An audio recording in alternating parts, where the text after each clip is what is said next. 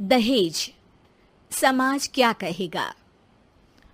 हमें तो आपकी बच्ची पसंद आ गई है। हमारे लड़के की कद काठी के हिसाब से देखे तो दोनों की जोड़ी बहुत अच्छी लगेगी। जैसा आप सही समझे। बेटा योगेश, तुम दोनों को अगर टाइम चाहिए तो आपस में अकेले में कुछ बात कर सकते हो। हम बाहर चले जाते हैं। जी पिताजी, जैसा आप कहें। योगेश और सविता को अकेले वक्त देकर सब वहां से चले जाते हैं। चाय कैसी लगी? चाय भी अच्छी लगी और आप भी। सच में? हाँ, मैंने तो फोटो देख के ही हाँ बोल दिया था। मुझे भी आप अच्छे लगे।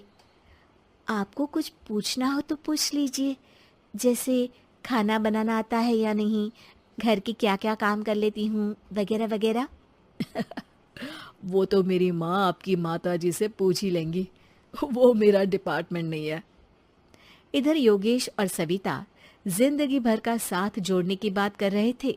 उधर सविता के पापा योगेश के पिताजी के सामने हाथ जोड़ के खड़े थे। देखिए, हमारा बेटा पढ़ा लिखा है, अच्छी नौकरी करता है। उसमें जितना पैसा लगा है कम से कम उतना तो मिलना चाहिए ना। 10 लाख से कम में तो नहीं हो पाएगा। बेटी हमारी बहुत होनहार है और 7 लाख भी तो कम नहीं होते हैं ना जी। अगर आप हमारी बेटी को शादी के बाद काम करने देंगे तो 3 लाख तो 6 महीने में ही कमा लेगी। हमारे घर में ये सब नहीं होता। औरतें घर संभालती हैं और आदमी बाहर के काम। जरा मेरी बात तो समझिए। एक कार देने के बाद 10 लाख रुपए नगद देने में हमारी कमर टूट जाएगी और इसके अलावा टीवी फ्रिज तो देना ही पड़ेगा। शादी की तैयारियां, मेहमानों की पूछ परख, बारातियों का स्वागत। बेटी की शादी में बाप पर बहुत दबाव होता है जी। देखिए, हमारा बेटा कोई दुकान में रखी चीज नहीं है जिसके ऊपर हम भाव ताव कर सके और आप उसे कम दाम में खरीद लेंगे। 10 लाख से एक भी रुपया कम नहीं होगा। ठीक है, जैसा आप कहे जी, पर आधा पैसा अभी और आधा कन्यादान के वक्त दे देंगे। अरे, इसमें भी किश्त मांग रहे हैं आप? हमने तो सोचा था कि अच्छा परिवार होगा आपका। अच्छा ही परिवार है देवनाथ जी, पर पैसों की थोड़ी तंगी है ना, वरना सब ठीक ही है हमारे परिवार में जी। देवनाथ वहां से अपने बेटे योगेश को लेकर चले जाते हैं और कुंडली मिलवाई जाती है। 36 में से 32 गुण मिलते हैं। जल्दी शादी का मुहूर्त भी निकल आता है। अब कन्या को बुलाइए। आओ बेटी, यहाँ बैठो, योगेश की बाई और। मंत्रोच्चार शुरू करते हैं। मंगलम भगवान विष्णु मंगलम गरुड़ध्वजा मंगलम। सविता के पापा सविता और योगेश के बीच में जाकर बैठ जाते हैं। बेटी, तेरी माँ को यहाँ बैठना था, पर तेरी विदाई नहीं देखना चाहती होगी शायद, इसीलिए पहले ही चली गई। बाबा, हंसी खुशी का माहौल है, रोने का समय तो विदाई के वक्त होता है ना, तब ये इमोशनल अत्याचार कर लेना। अभी तो मुस्कुराइए, कैमरा आसपास ही है। तभी पीछे योगेश के पिताजी आ जाते हैं।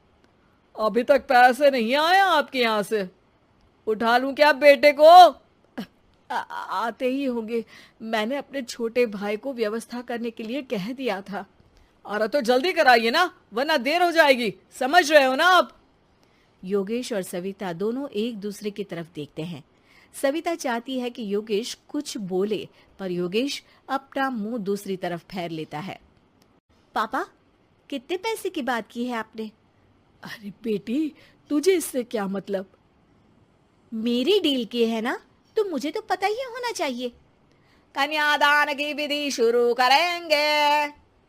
तभी योगेश के पिता वापस वहां आ जाते हैं। पैसे देते हैं या बेटे को उठवा लूं? मैं आपके हाथ जोड़ता हूँ जी, थोड़ा सा इंतजार कर लीजिए। देवनाथ वहां से चले जाते हैं। तुम अपने पिताजी से कुछ कहते क्यों नहीं? उनके सामने कोई आवाज नहीं उठाता। ऐसा नहीं है, कोई तो उठाएगा ही। तभी वहां सविता के चाचा एक बैग लेकर आते हैं और सविता के पापा को देते हुए कहते हैं, 9 लाख ही हुए। आत्माराम इशारा करके योगेश के पिता को वहां बुलाते हैं। क्या? सिर्फ 9 लाख? बाकी 1 लाख कहाँ है? नहीं हो पाए जी, शादी के बाद कर देंगे। अरे आप बात से पलट रहे हैं। जल्दी से अभी के अभी पूरे पैसे लाइए, वरना बेटे को उठाऊं क्या? देखिए मैं आपके पाँव पड़ता हूँ। रुक जाइए पापा, रिश्ते हाथ पकड़कर जोड़े जाते हैं, पांव पकड़कर नहीं। बेटी तू चुप रह। नहीं, ये कब से बस कह ही रहे हैं कि उठवा लूं, पर कोई उठ ही नहीं रहा। लो, मैं ही उठ जाती हूँ। बेटा, अपशगुन हुआ। दहेज लेना सबसे बड़ा अपशगुन है, पाप है, पाखंड है। और योगेश, तुम्हें मैं पसंद हूँ तो कुछ बोलते क्यों नहीं? और तुम्हारे पिताजी, अरे देवनाथ जी, आपके नाम में ही बस देव है, काम तो आपके असुरों जैसे हैं। पर गलती आपकी नहीं, गलती मेरे पिताजी की है, जो आप जैसे लोगों को घर की दहलीज भी चढ़ने देते हैं।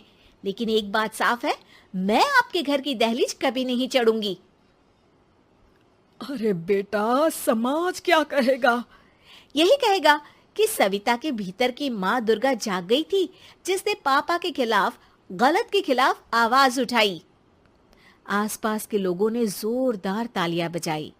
समाज की तालियों से पता चला कि समाज क्या कहेगा।